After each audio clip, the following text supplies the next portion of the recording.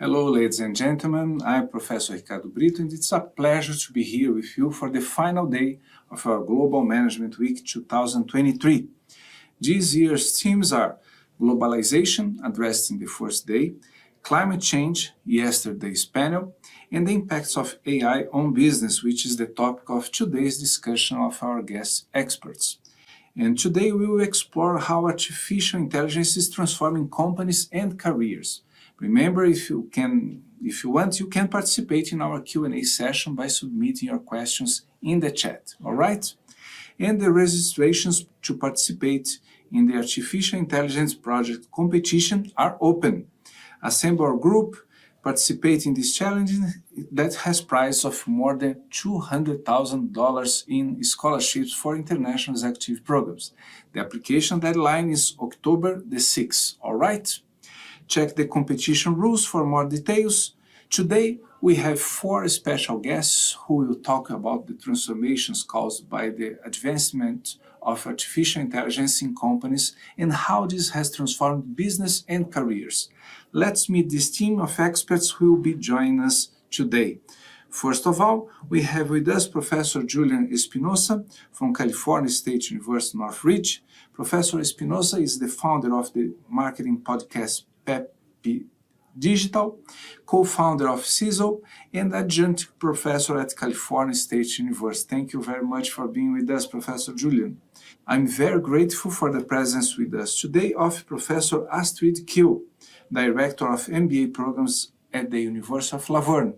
She holds a PhD in marketing and possesses extensive academic experience in these fields.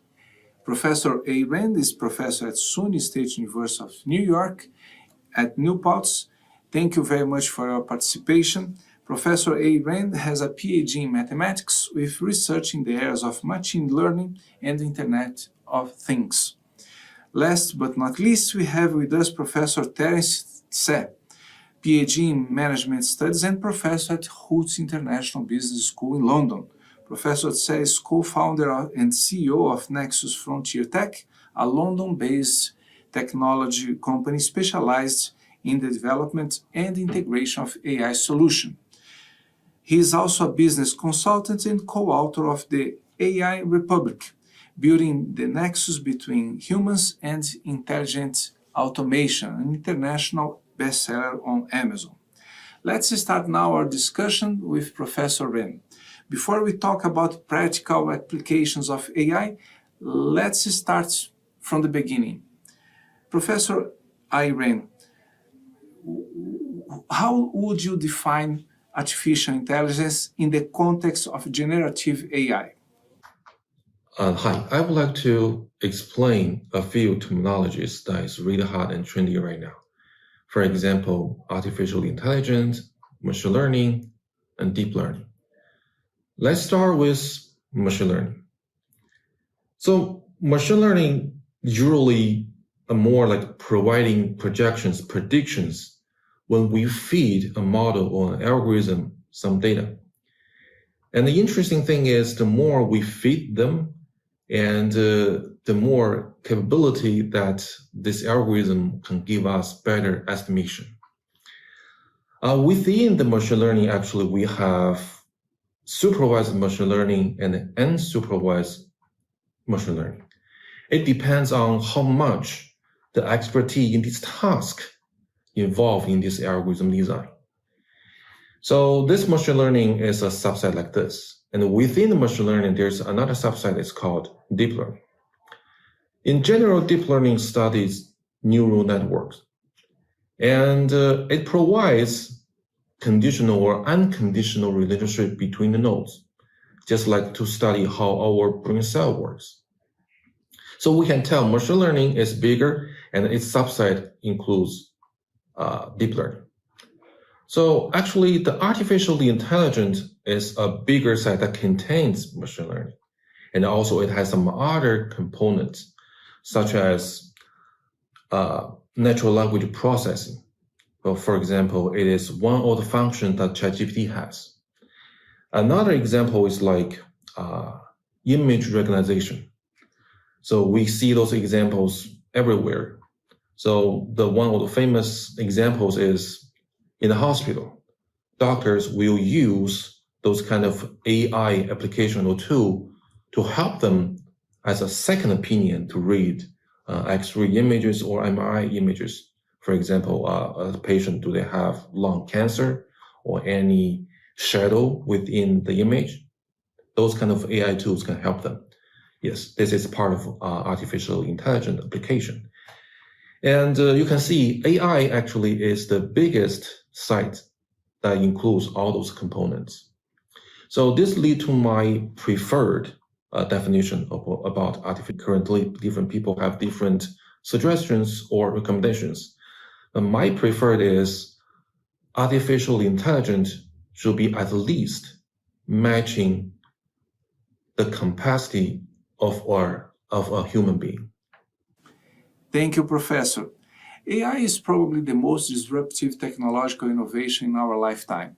A rapidly evolving technology with great potential to make workers more productive, to make companies more efficient, to stimulate innovations in new products and services, and to improve people's living standards. Considering this issue, I'd like to ask Professor Julian for a general assessment of this scenario. Hello, Professor Julian. How do you evaluate this scenario? What kinds of risks and opportunities AI pose for companies and workers? I'm very bullish on AI. What it really comes down to is that this is a paradigm shift. I don't know if this is the biggest disruptor of our lifetime, within our lifetime, but it's definitely a disruptor and it's definitely a paradigm shift. I always like to look at history and look back and say, what happened in history and where is evidence that we can glean from this kind of information? So one of my favorite examples specifically is the automobile industry. At some point, we transported ourselves through horse and carriage, and horses moved us around. The fuel for the horse and the fuel for the transportation was hay. So when automobiles first hit the roads, well, we didn't even have roads, we just had dirt. When they hit for the first time, that created a big paradigm shift because we no longer needed horses. We didn't need carriages. So what industries did we no longer needed? We didn't need people to tend to horses anymore. We didn't need the hay industry as much as we needed it back then. We didn't need people to clean up the droppings of the animals on the streets. There were so many different industries that were disrupted when horse and carriage were removed out of the ecosystem when it came to transportation. Now, the automobile industry, how many jobs did it create? How many new things did it do? So I think this is the same thing with AI. It is a paradigm shift. It is changing things. With the jobs being lost, there is new jobs. The question becomes, is there a delta? What is the delta? Is the delta greater or less, right? Are there more new jobs or are there less new jobs? So that all will be said. I think today where we are, and I like to live in practicality, is that AI is going to be probably replacing jobs, but it will also be adding jobs. You can't also use AI and completely remove the human out of it because it is not there yet, and I don't know if it'll ever be there, but it needs humans. Without it, it's not as efficient. Thank you, Professor Julian. And for you, Professor Terence, in the same context, what would you recommend for companies and managers? That is a very good question. The reasons why I say it's a very good question is simply where in my experience working with clients on AI, the first step they almost jump into is to figure out, okay, what are the things that what are the business propositions we can actually use AI for to make to make the highest return given the latest technologies. Now, it sounds rational with that, but there are two fundamental problems, which I think, are the wrong first steps, if you were to ask me. The first is one should never jump into the most complex technology straight away, because complex technologies is very, very difficult to implement, very, very difficult to actually get it working, especially when we're talking about putting it into an organizational setting. And the second thing, I think is important is that when it comes to thinking about what kind of results one can get from the process, is to think about how you can quantify the results. And therefore, our recommendations to the clients is that you should not actually use AI, if especially when this is the first time, on growth, on improving your revenue. Instead, use AI for the purpose of cost cutting. Why? Simple, because you can measure cost savings a lot easier than the potential growth in revenue that you can make as a result of using AI. So I think these are the two most important first steps managers need to think about when it comes to taking on AI. Excellent, Professor Tse. But we know that companies are adopting AI not just because they can, but because they should. AI can greatly affect competition, pitting companies that are early adopters of new technology against more conservative organizations. Some studies shows that large companies are most likely to adopt AI technology in their processes, as well as some sectors such as management, finance, and others are most likely to adopt AI technologies. Aside from size, sector, and management profile, the same study shows evidence that companies with venture capital fundings and startups conditions consistent with high growth entrepreneurship are using more frequently AI solutions. This scenario presents us with the prospect of some companies acquiring the competitive benefits of AI before others. So I'd like to ask Professor Tse, in your opinion, how can a company overcome possible barriers? So I'd like to ask Professor Tse, in your opinion, how can a company overcome possible barriers and accelerate the adoption of AI to remain competitive, Professor Tse? Thank you so much again. So, as I said earlier, one of the keys to success in putting AI into business is by being able to measure the return on investment.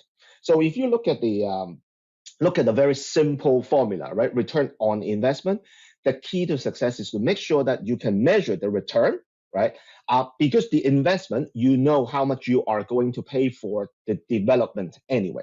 So figuring out, having a stronger, better, a more confidence in establishing the return is a critical thing. Another thing that one should need to think about is on the investment side, and that is, instead of thinking of investing everything, investing all your capital money into AI, which results in a huge expenditure, is there any way you can actually work with your vendors, work with your AI suppliers, and see whether you can actually pay for things over time? In this very case, you can actually use the future benefits you generate from AI in order to pay for the AI services. So, I think that is one of the key things we would recommend to to our clients when it comes to financial considerations. But when it comes to organizational cultural barriers, we have seen a lot of them. The way we would recommend everyone, every company, to at least think about, right, if not even try, is this. Usually what you will find is that the middle managers, they are the one who are a lot more keen to use AI, or for the purpose of at least automation, because they are actually overlooking the processes, the workflows, day in, day out.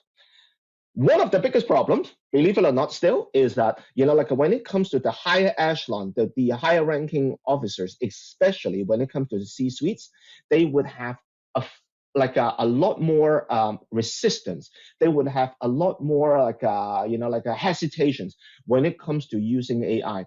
Not least because they're not closers to the actual business processes, but also the fact that a lot of the time what we find is that they are actually they have a less understanding of what AI can and cannot do. So the way we do it, in order to actually overcome this barrier, is to make sure that at the very, very start of identifying AI projects within the business, is to invite all the C-suites people, right? Give them a workshop to actually, one, educate them, get them to actually understand better as to what AI is, what it can and cannot do, and two, just as important, basically getting them to actually have their buy-ins so that they would be at least, provide the blessing necessary for the middle managers to actually crack along, get going with implementing AI. It sounds very backwards. It sounds very it's almost like dinosaurs, right? But this is what it is, and we have found that workshops to be a very, very useful way in getting the confidence of the C-suites to to put more faith into any of the AI projects that the lower echelons will be putting in. Thanks, Professor Tse. Professor Espinosa, what is your take on this aspect? It's a great question. So when it comes to removing the barriers of AI and adopting it sooner than later, everything starts with leadership, right? So if your leadership isn't spending time in not educating its staff, not creating exercises to be able to show what's possible, then that's going to be a big barrier. I think the barrier is leadership. You got to have a leader who is using the technology and showing its employees how to use those technologies. And there's different things that can be done. Once a manager or a leader of a company has started to implement those things, they can implement exercises, workshops with their company and with their employees to show them what can be done.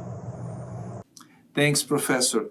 Now I'd like to ask Dr. Q, based on your understanding of AI applications in marketing, what are the typical uses and applications of AI in the field of marketing? Thank you so much for having me. Very interesting area, of course, big growth area in AI.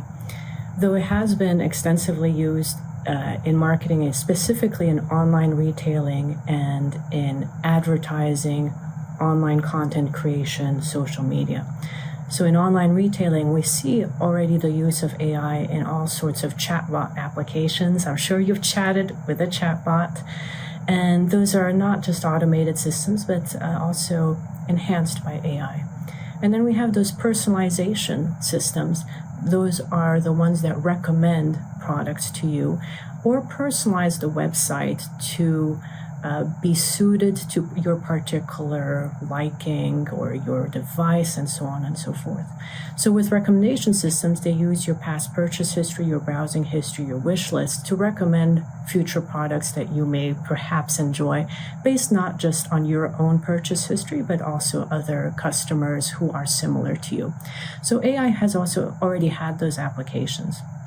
You also see specifically on certain online retailers that the pricing is very dynamic, right? Dynamic pricing. Again, this is influenced by AI based on available stock demand and other factors. So you see specifically, for example, on Amazon, that the prices vary widely. Even within a day, you can see the prices moving around. So there's already this big application in online retailing.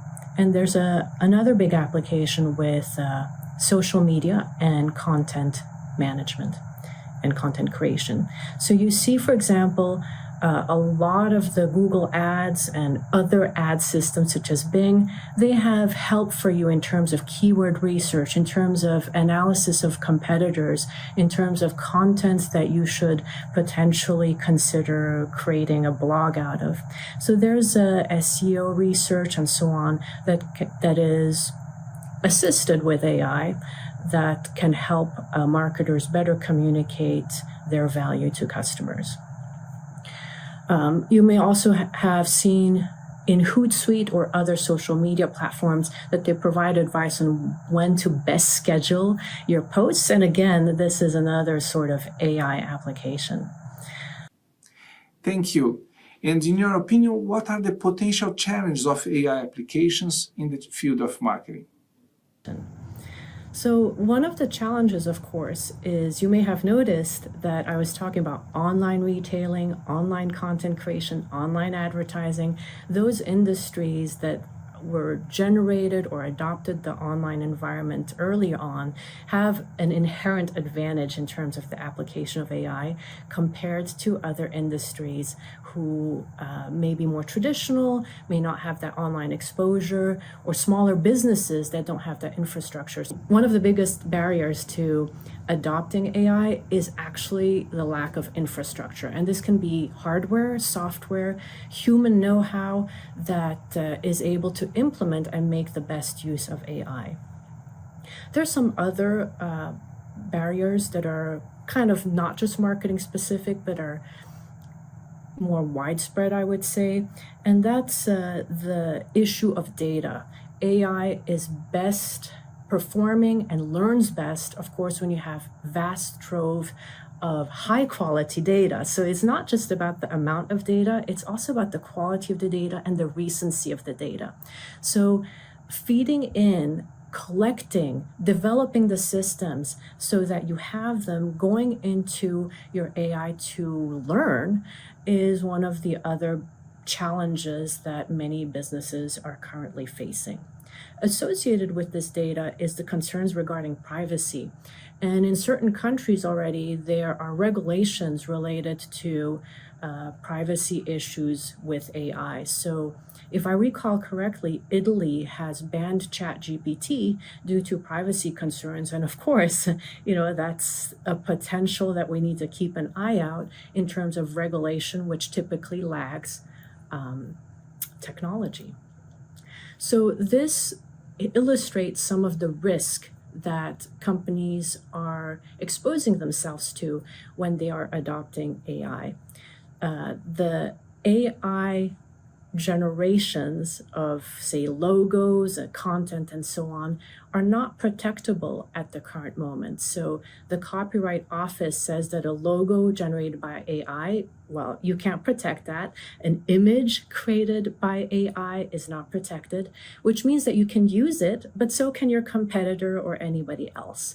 So that poses challenges in terms of protecting your brand identity and protecting your marketing assets if you're making great use of these AI products. Another concern that is not necessarily a business concern because they're really concerned about legal issues is the ethical concern. Many of these AI systems are trained by scraping data, and some of that data are images by artists or voices by artists and actors, and we're scraping that data to create similar, inspired art, voices, acts, and so on.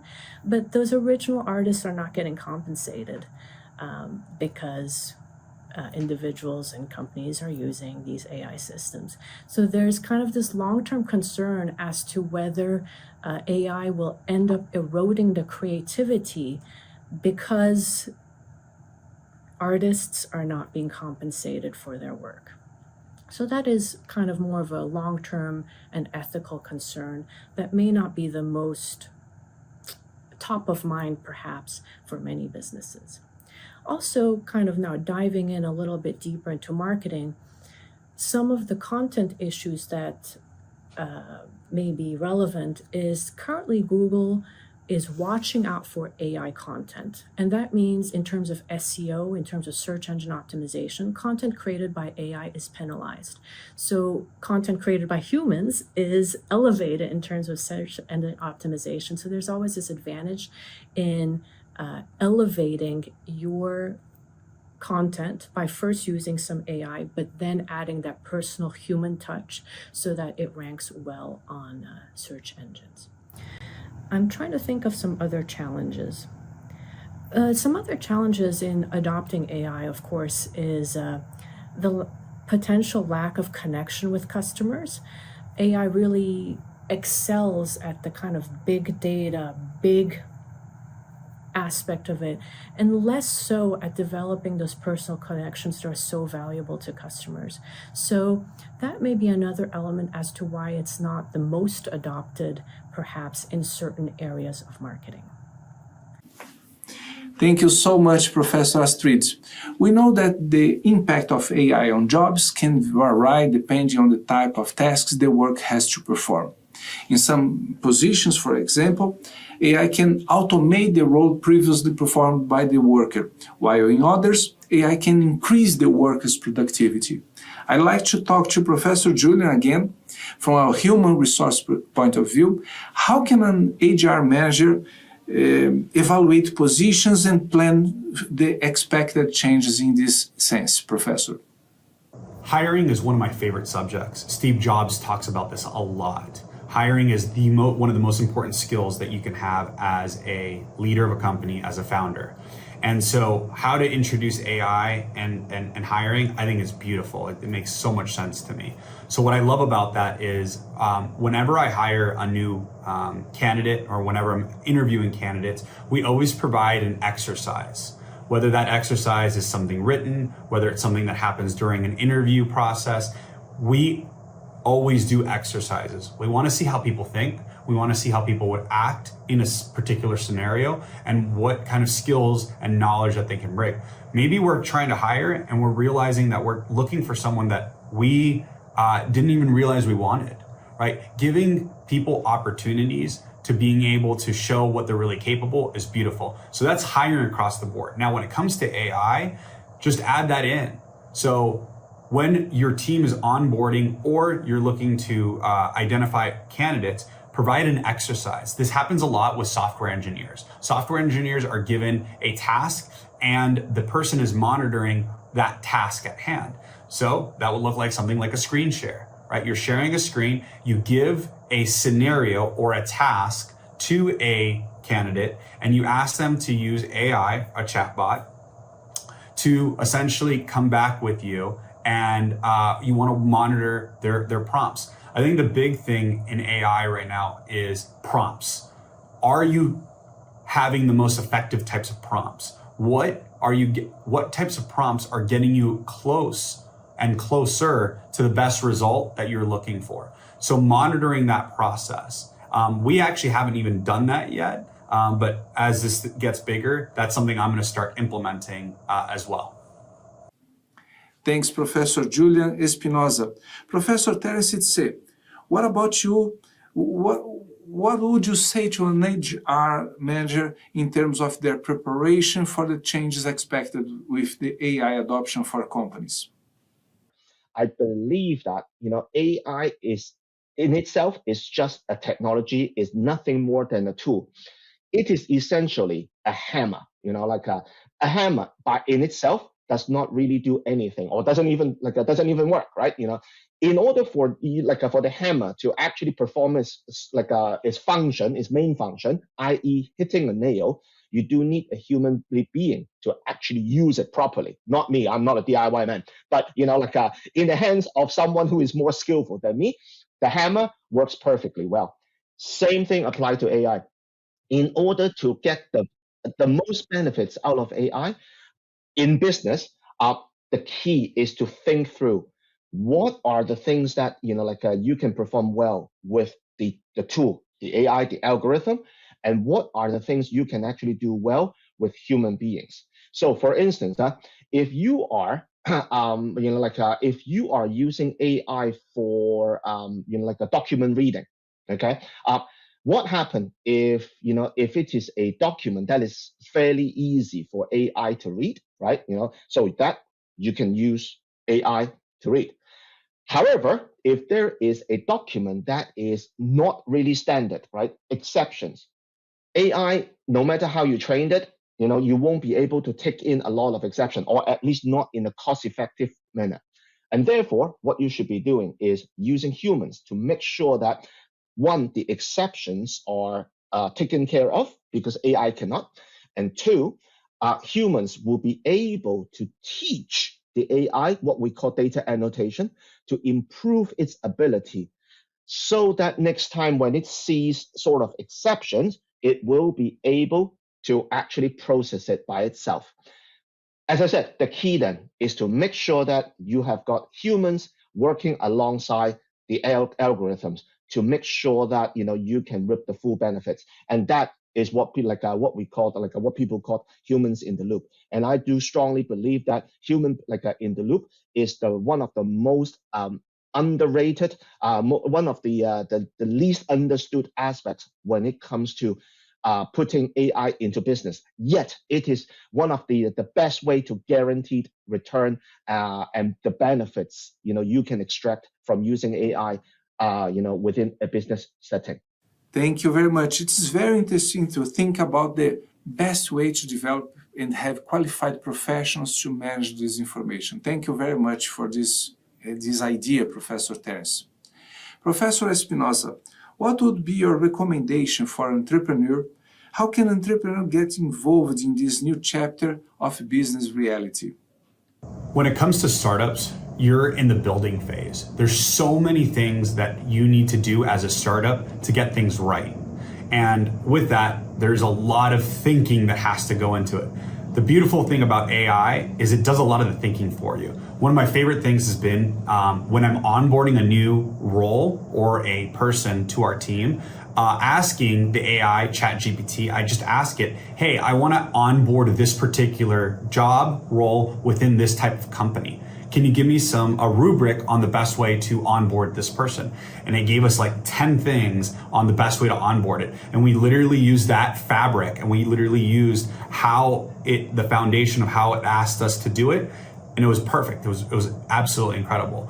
I've used it to do a SWOT analysis, strengths, weaknesses, opportunities, and threats. I had it do a SWOT analysis on our business. And then we had a conversation around the weaknesses and the threats. And it was a whole conversation about that. We even talked about it with an investor about what the threats were. I've used it for a sales strategy. I'm like, hey, what are some potential sales strategy to grow a business like this, right? It does a lot of the brain power thinking for you.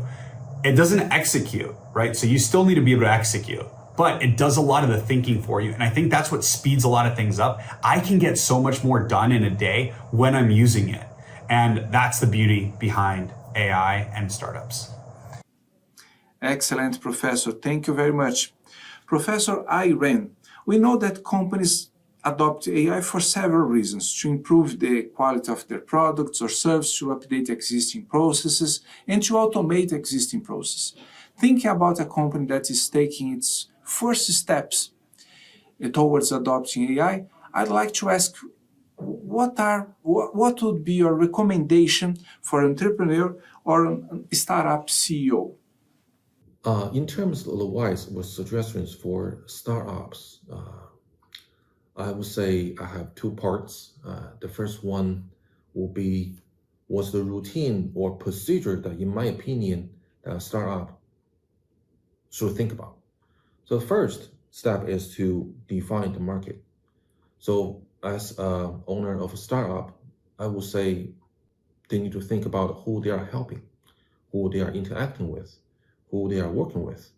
So by looking at this market, they have good understanding about their market share and what's the potential revenue and all the details they're probably going to want to know. And the second stage is once they have their customer or market defined, they should be able to tell what kind of problem they're dealing with. So what kind of problem they are trying to solve, what kind of service they are trying to provide. So with this big question mark in their head, they can further truncate this big problem into small pieces, then they can be able to find solutions to each small chunk or maybe the whole piece. So after they have the brainstorm, say ideas, solutions, they should start work on the real solutions.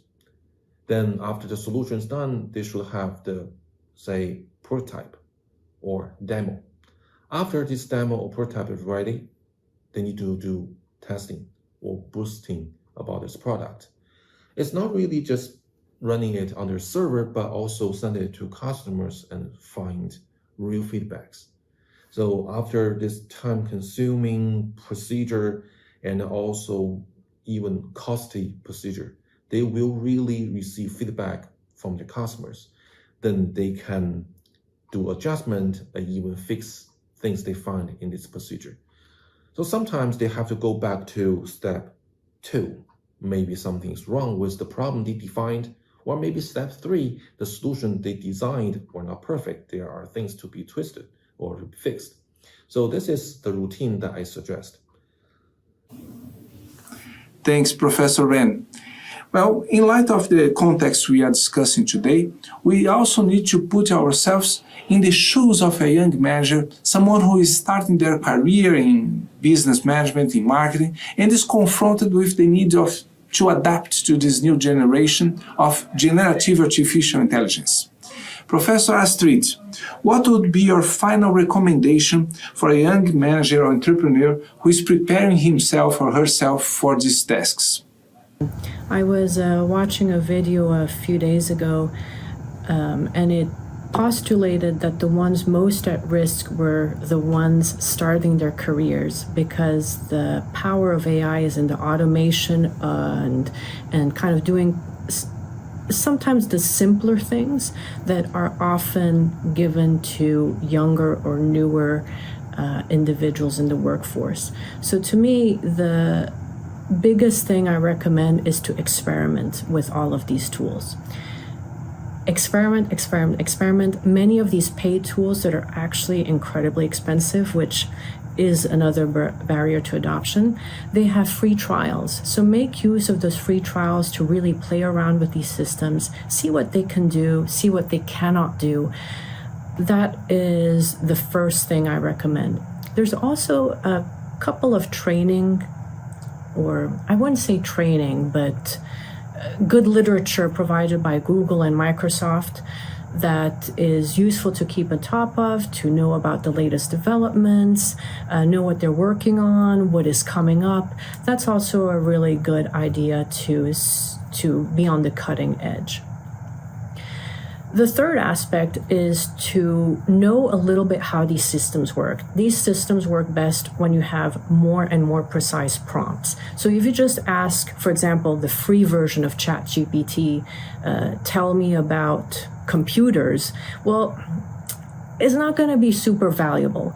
So the more precise you can get in your prompts and the questions that you pose to these systems, the better the results you can obtain. So you can specify the sources of material that these systems look into, and even specify the time period, so on and so forth, to get better outputs from these systems. The other aspect is to recognize the weaknesses of these systems. Of course, I'm talking about today. Things may change in the future, but currently these systems are really not that good with creativity. So working on one's creativity, on developing tools for developing creativity is something that is recommended, as well as developing that human connection. Most of these tools are not that great with developing human connections. So developing those soft skills in customer service and dealing with other individuals, I think will be valued by customers in the long term. And the last one is really developing the fundamentals. Really know what marketing theory is about. Really know what your customer base, your target market, your segment, what your brand really is about. Because AI really isn't going to be able to answer that in a forward-looking method. So understanding the fundamentals is also really crucial if, say, an AI system is shut down overnight, for example, for some regulatory purpose, or because it's a startup and poof, it goes away. You need to be able to do those things on your own, even if you're a little slower, even if you're not as efficient as an AI system. It is good for you to have those fundamentals. There's an increased use of applicant tracking systems. They're referred to as ATS systems in hiring processes. And these ATS systems that used to be just kind of rather simple are now being augmented with AI. And learning how those systems work is particularly important so that your resume, your cover letter, and your qualifications are appreciated by those who may be hiring you. This does not mean attempting to game the system. I recently read an article about certain applicants using white font to put in the keywords from the job description. Guess what? That doesn't work so well most of the times, because if you don't actually have those attributes and those skills, well, all that it will succeed in doing is showing that you're not the most ethical person, and that is not the way to get hired. So although you want to learn how these systems work, don't try to abuse them, because I don't believe that on the long term it will benefit applicants. So I think that's my advice. Hopefully it's good. Thanks, Dr. Kill. What about you, Professor Tse? What would you be your final recommendation for a manager or entrepreneur in this area? The way AI has been developing is that, in business, is you have to actually custom make the AI, the algorithm for each of the business. Any off-the-shelf AI technologies right now has not really got the necessary accuracy needed for business to make it like a cost effective. Second, off-the-shelf technology is very difficult to be embedded into legacy IT infrastructure. So up to now, it is all about, custom made.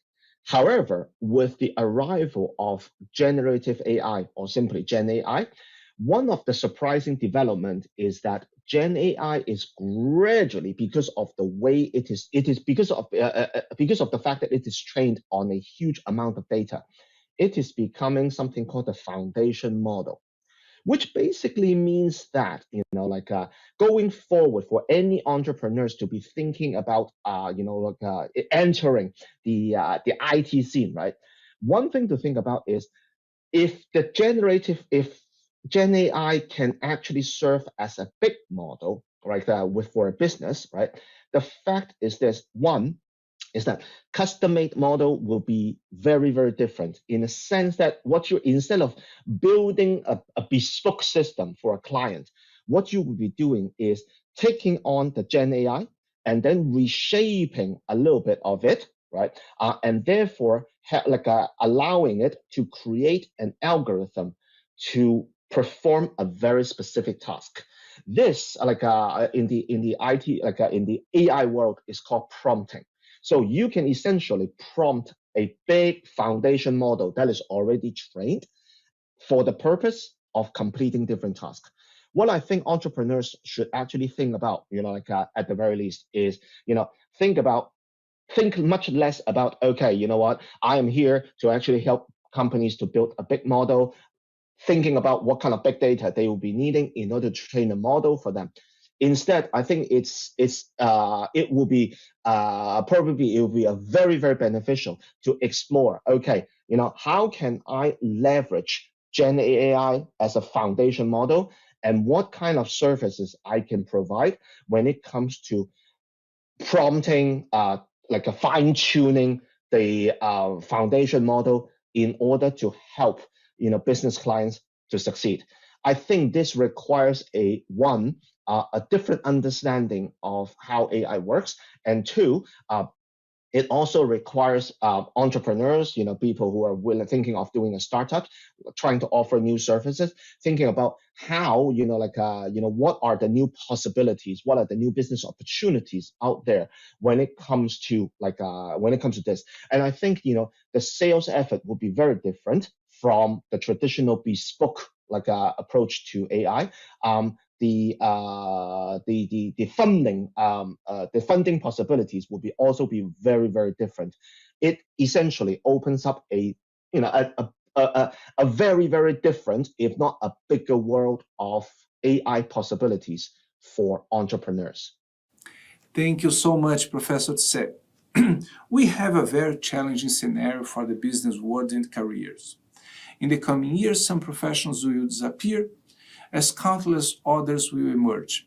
And our role as professors, researchers, and professionals who want to stand out in the market is to be attentive when navigating these new seas. I'd like to once again thank very much the professors who participated in our panel today. But before we take a quick break, I'd like to invite you once again to participate in our competition of projects in artificial intelligence applied in business. Access the link in the description to learn about the regulation, assemble your group, and we will be discussing together how to create projects for the use of artificial intelligence in business. We'll be back in 1 minute with our Q&A session.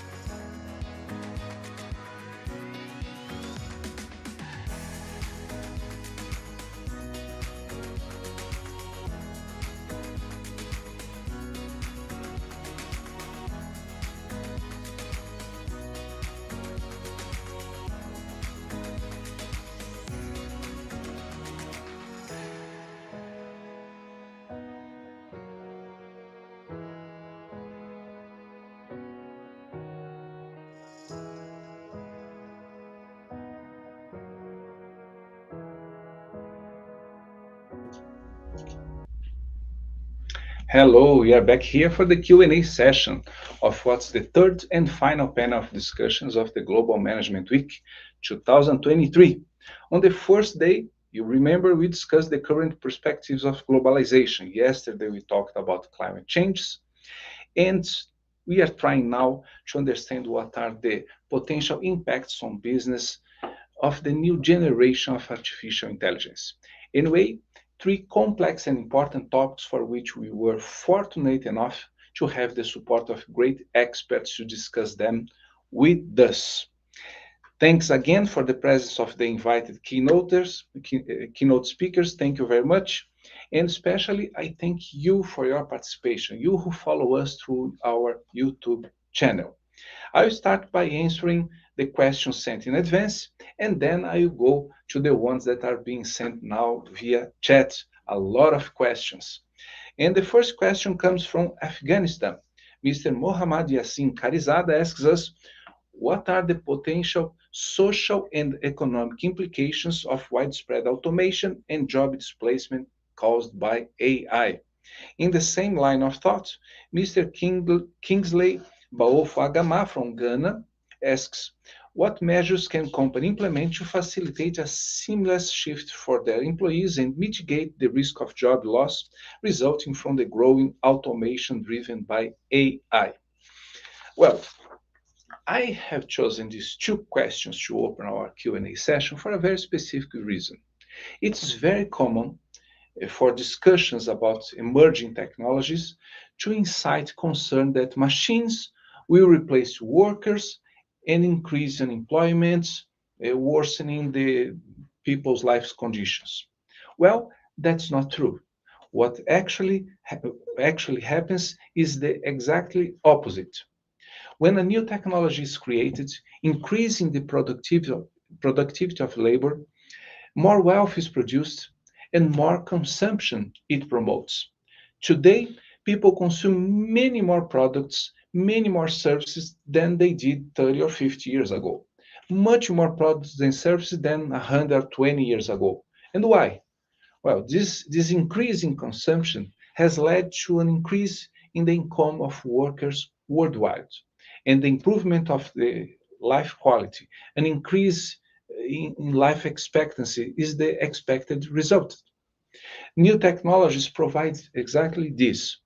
Work becomes more productive, fewer people can do a greater volume of tasks, freeing up more workers to perform new jobs.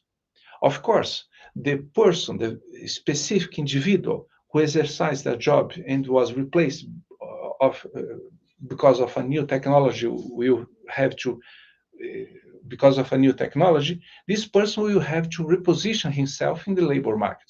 This person, this individual person, will have at that moment the feeling that it was bad that a new technology has emerged. But in the process of professional requalification, new jobs opportunities will arise. And in the aggregated of the society, the prospects are always better in regions with technological advances than in technologically undeveloped regions. Of course, the distribution of income in the world is not good. There is a lot of social inequality, but this is a problem that has origins in politics, not technology. Creating opportunities for all and redistributing income is a government task. And we must always press for the creation of social inclusion policies, but this does not mean going against technological advances. Please. Could I explain myself, Mr. Carizada and Mr. Kingsley? All right, let's move on because we have many questions here and little time. Gorataron asks a very interesting question, by the way. What are some specific examples of industries or job roles that have been most affected by AI automation? And in a similar way, Aaron Evans from the United Kingdom asks, how has the rise of AI impacted job market? And what are the potential strategies for companies to adapt to this change? Well, we are still going to find out what tasks will be most affected by AI in companies. Uh, But it's worth commenting here that there is something profoundly different about the revolution brought by AI, the generative AI, compared to previous technological developments. While these previous technological innovations have mostly replaced routine tasks, repetitive tasks, AI has the characteristic of being useful in non routine activities, in activities associated with creation. And that's a game changer over everything we were used to seeing. The productivity of sectors like text creation, writing, data analysis, image production, even medical diagnostics, things that machines seem to be far from being able to contribute in a more intensive way, were the most directly achieved by the emergence of generative AI. Companies will now have the opportunity to increase their productivity with AI, allocating people in new areas and strengthening the process of empowering the most affected collaborators. All right. Thank you so much for your question. Esther from Uganda says, how long will artificial intelligence? Oh, no, no, no. My question here is from Mr. Geraldo. What are the key skills and capabilities that managers need to succeed in the AI-powered workplace? And Mr. Hats Oliu from Iraq asks a similar question here. How have team dynamics or company's culture shifted with the introduction of more digital practices? Well, to start answering this question, I need to remind everyone that companies are now, in this very moment, integrating their activities with artificial intelligence. AI is beginning to be understood in its potential to drive results for organizations in general. Thus, the teams involved with this deployment are cross-functional teams focused on making the link between the new technologies and the old processes of the company.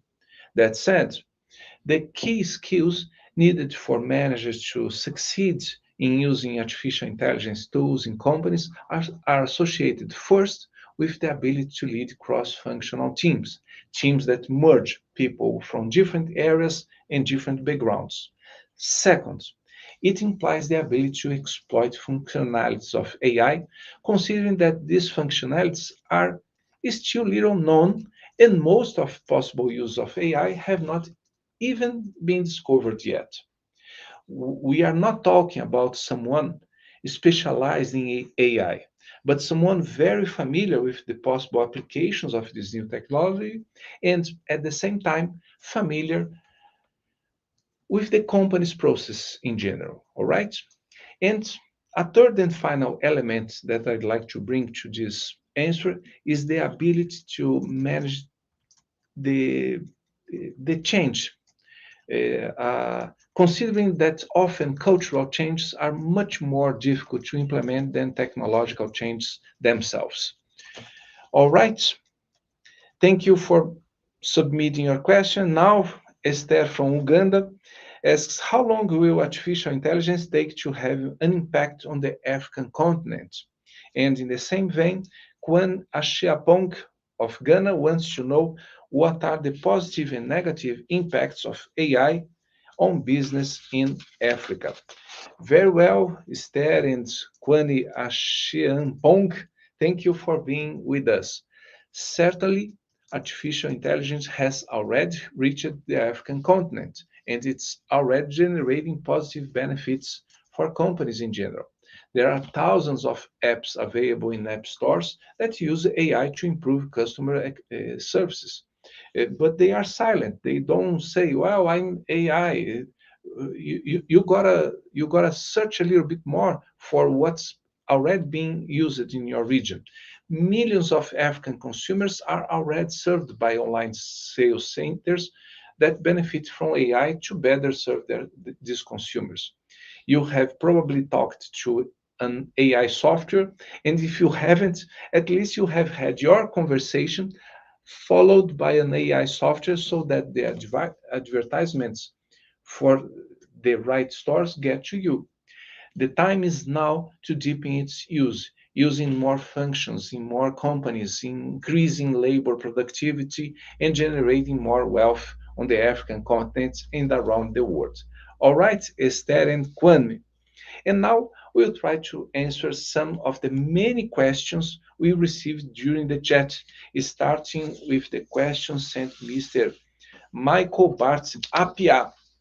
He asks, how can individuals and companies naturally proactively adapt to the changing business landscape shaped by AI? Well, Michael, education, um, study, discussions, and especially experiencing. If you don't try it, if you don't use it, it's going to be really difficult to realize how it can benefit your business, how it can improve your productivity. All right, Michael, thank you very much. John Paul Guzman asks, how can small and medium-sized enterprise leverage AI to compete with larger corporations, and what resources are available to help them on this journey? Good question, John Paul.